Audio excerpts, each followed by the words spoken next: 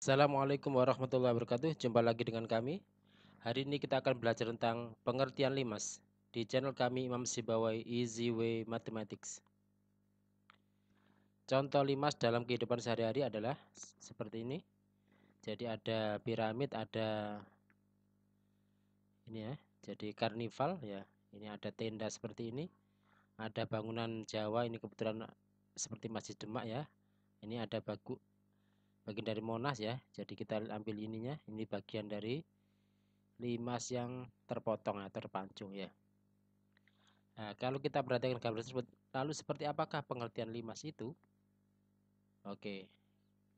Jadi pengertian limas itu adalah yaitu bangun ruang yang punya dua syarat. Yang pertama, bidang atapnya berupa puncak atau titik. Jadi bidang atapnya berupa puncak atau titik serta bidang tegaknya berupa segitiga. Jadi bidang atapnya berupa puncak atau titik serta yang kedua syaratnya adalah bidang tegaknya berupa segitiga. Jadi yang kita bahas adalah prisma tegak ya. Jadi contohnya seperti ini. Jadi ini ada alas, ini ada atap yang berupa puncak atau titik ini. Terus dari setiap titik sudut alasnya ini ditarik garis ke puncak seperti ini. Nah, dari sini maka kita peroleh ya. Jadi ada atapnya berupa puncak dan sisi tegaknya, sisi selain alas itu adalah berupa segitiga. Contoh lagi misalkan ada alas bentuk segi empat seperti ini. Berarti ada titik, ada puncak seperti ini. Setelah itu dari setiap titik sudut alasnya ditarik garis ke puncaknya. Begitu kalau misalkan yang alasnya segi 5, nah sama ya caranya ya. Ada titik puncak dan dari setiap titik sudut di alasnya ditarik garis. Nah, seperti itu. Begitu juga dengan kalau alasnya segi 6. Ada titik puncak, tarik garis. Nah, itu. Jadi itu adalah limas ya. Jadi kalau kita cek di sini ya, semua atapnya berupa titik puncak dan semua sisi tegaknya, sisi selain alas adalah berupa segitiga. Nah, dalam penerapan dalam kehidupan sehari-hari, alas itu tidak harus posisinya di bawah ya. Jadi dalam kehidupan sehari-hari, alas posisinya tidak harus di bawah ya. Setelah itu nama limas disesuaikan dengan nama alasnya ya. Nama limas disesuaikan dengan nama alasnya. Jadi kalau misalnya alasnya segitiga berarti 5 segitiga, alasnya segi 4 berarti 5 segi 4, alasnya segi 5 berarti 5 segi 5, alasnya segi 6 berarti 5 segi 6 ya. Begitu juga kalau ada hurufnya ya, seperti ini. Nah, ini berarti puncaknya T, alasnya ABC, berarti T titik ABC ya. Untuk membedakan bahwa satunya adalah sebagai puncak, satunya sebagai alas ya. T ABC. Berarti kalau ini berarti T D E F G ya. T titik D E F G. Yang ini berarti T J K L M N. Begitu juga yang ini T titik P Q R S V W.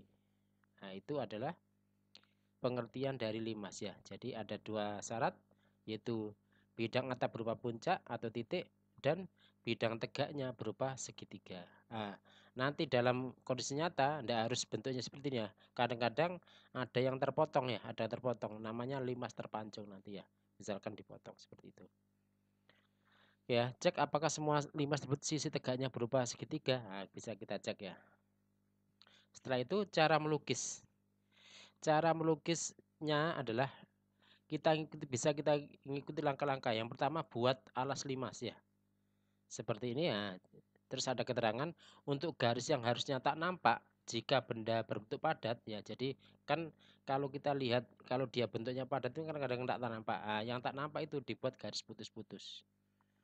Contohnya misalkan 5 segitiga. Nah, jadi ini kalau kita lihat dari depan kan ini karena tidak nampak kan ya. Maka dibuat garis putus-putus. Setelah itu langkah yang kedua adalah nah ini berarti 5 segi 4 ya sekalian ya.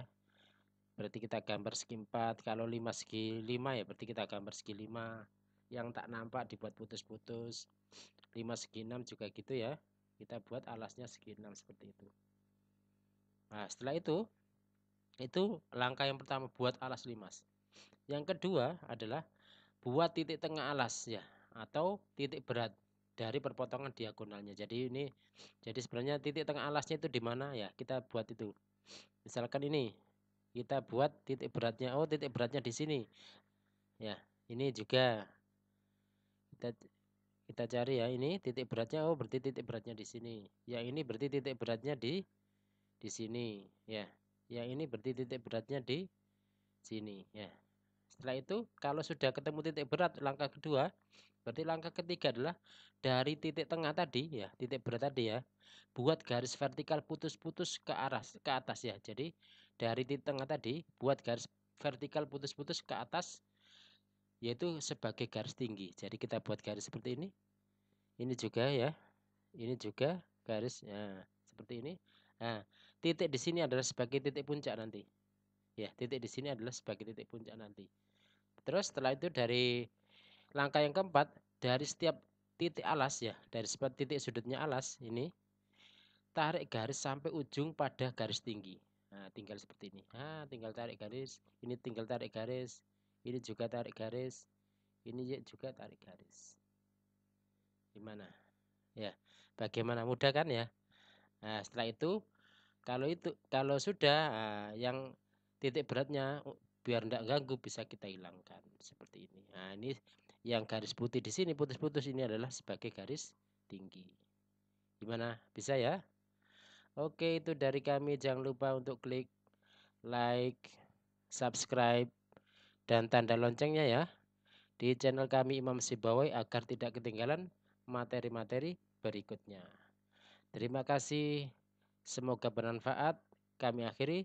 Wassalamualaikum warahmatullahi wabarakatuh.